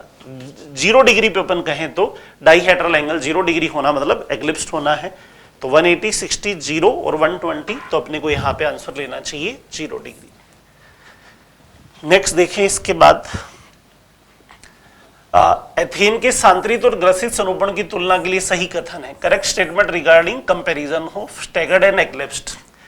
भाई वही एथेन, ये कौन सी अवस्था है, एथेन का एक्लिप्स्ड फॉर्म, ये कौन सा है स्टैगर्ड, ये कौन सा है ग्रसित, ये कौन सा है सांत्रित, इनके बारे में स्टेटमेंट दिए, देखते हैं क्या कह रहा है। सबसे पहले एथेन का ग्रसित सरूपण सांत्रित से अधिक स्थायी होता है, मतलब इसको ज्यादा स्टेबल बता रहा है, इसको अनस्टेबल बता रहा है, ग्रसित रूप ज्यादा स्थायी होता है। बोले तो eclipsed conformer ethane is more stable, बिल्कुल गलत है। एक्लिप्स्ड कैसे स्टेबल हो सकता है, बॉन्ड बॉन्ड का रिपल्शन होता है उसमें। तो फिर एथेन का ग्रसित रूप सांत्रित रूप से अधिक स्थायी होता है। Eclipsed conformer of ethane more stable than staggered, तो गलत हो गया। थर्ड, एथेन का सांत्रित रूप ग्रसित रूप से अधिक स्थायी होता है, बिल्कुल ये है, ये सांत्रित है, ये ग्रसित है। या ये अपन कहें staggered कन्फर्मर of ethane is more stable, बिल्कुल स्टैगर्ड स्टेबल होता है, किसके कंपैरिजन में, एक्लिप्स्ड कन्फर्मर। अब उसका लॉजिक भी बता रहा है क्या, because staggered conformer has not original strain. तो स्टैगर्ड पे जाओगे बेटा तो स्टैगर्ड पे क्या कम हो जाता है, टोरिजिनल स्टेन। बॉन्ड बॉन्ड रिपल्शन को ही टेक्निकल वर्ड में क्या कहते हैं, टोरिजिनल स्टेन, या अपन उसको मरोड़ी विकृति, एंथन विकृति भी कहते हैं। यही आंसर है इसका, थर्ड आएगा। फोर्थ, एथेन का सांत्रित रूप ग्रसित रूप से कम स्थायी होता है, गलत। सांत्रित कम स्थायी क्यों होता है, स्टैगर्ड कम स्थायी क्यों होता है, ज्यादा स्थायी होता है। नेक्स्ट कहें हम इसके बाद 1 और 2 क्या है। देखो साहब आपके सामने जो मॉलिक्यूल ड्रॉ किए गए हैं, पहले तो कंफर्म करो, ये कार्बन है, ये कार्बन है, दोनों कार्बन यहां है, कोई ऐसा नहीं है कि न्यूमान और सोहर्स ड्रॉ किया हुआ आ गया तो इसका मतलब वो कन्फर्मर है। ऑप्शन में क्या है, दोनों सेम है, सरूपण है, ज्यामितीय है, प्रकाशिक है, समान है, कन्फर्मर है, ज्योमेट्रिकल है, ऑप्टिकल है। तो भाई देखो ज्योमेट्रिकल की बात तो अपन यहां नहीं करेंगे, जीआई के लिए तो रेस्ट्रिक्ट रोटेशन चाहिए। एल्केन के केस में क्या होना चाहिए, एल्केन के केस में साइक्लो एल्केन होता तो बात करें। हाँ, प्रकाशिक की बात हो सकती है, सरूपण की बात हो सकती है, समरूप की, दोनों समान हो सकते हैं। तो कंफर्म करते हैं क्या है। कार्बन पे देखो मैथिल BrH, मैथिल BrH, दूसरे कार्बन पे HBr और मैथिल, HBr और मैथिल। तो इसका मतलब मॉलिक्यूलर फॉर्मूला सेम है, स्ट्रक्चरल सेम है, लेकिन क्या वो बिल्कुल एक जैसे हैं। तो देखो बेटा यहाँ क्या है, ये Br और ये Br दोनों अपोजिट हैं, डाईहेड्रल एंगल 180 डिग्री बना रहे हैं। ये H और ये वाला H भी अपोजिट जा रहे हैं, वो H जा रहा है बोर्ड की बैक साइड में और ये आ रहा है फ्रंट साइड में। ये मैथिल और ये मैथिल भी अपोजिट है, लेकिन क्या यहाँ ऐसा है, मैथिल मैथिल एक साइड में, Br Br फ्रंट अपनी साइड में, स्क्रीन से आगे, H H पीछे की साइड में। तो ऐसी पॉसिबिलिटी तो किस में होती, कन्फर्मर में होती, क्योंकि अगर एक साइड ले लिया तो ये क्या है, एक्लिप्स्ड है, या इसका एक नाम आएगा फुल्ली एक्लिप्स्ड। बड़ा ग्रुप बड़े के साथ, बिल्कुल सेम ग्रुप सेम वाले के साथ एक्लिप्स्ड फेज में है। जबकि यहाँ पे अपन कहें तो ये क्या है, स्टैगर्ड। स्टैगर्ड में भी एक नाम आएगा स्टैगर्ड एंटी, क्योंकि सेम सेम से बिल्कुल 180 का एंगल बना रहा है, तो इसलिए आइडेंटिकल नहीं कह सकते अपन इसको। और प्रकाशिक भी नहीं, इसके लिए जो चलेगा वो क्या है, पेयर ऑफ कन्फर्मर्स, कन्फर्मर्स का सरूपण समावेवियों का एक पेयर है। ठीक बच्चों, ये आपका नेमिंग आइसोमेरिज्म का पहला यूनिट हुआ, जहां हमने आसपास के भी कुछ कंसेप्ट जानने की कोशिश की, क्वेश्चन को सॉल्व किया। और सबसे बड़ी बात, इन क्वेश्चन को देखने का पर्पज ये था कि चीजें बहुत इजी आती हैं एग्जाम में। कन्फर्मर के नाम पे पूरा का पूरा एथेन आया है, जो आपके एनसीईआरटी में गिवन है। तभी बार बार आपको कहा जाता है, हमेशा आपसे एक ही बात की जाती कि अभी आपका जो टाइम रहा है उसमें आप पूरा एनसीईआरटी पे फोकस करें, एनसीईआरटी को ठीक से रीड करें, चीजें आसान आएंगी, पेपर में टफ कुछ नहीं आएगा। हाँ, कई बार हम बहुत टफ वाले चक्कर में पड़े रहते हैं और चीजें नॉर्मल वाली करना नहीं चाहते, तो ये करोगे तो आपका कॉन्फिडेंस राइज होगा। ऐसा ही क्वेश्चन आपके पेपर में आना है, जब पिछले इतने सालों में नहीं आया तो आपके पेपर में भी कुछ टफ नहीं आएगा। ठीक, चलो बच्चों, ऑल द वेरी बेस्ट, जय जय CLC, फिर मिलते हैं।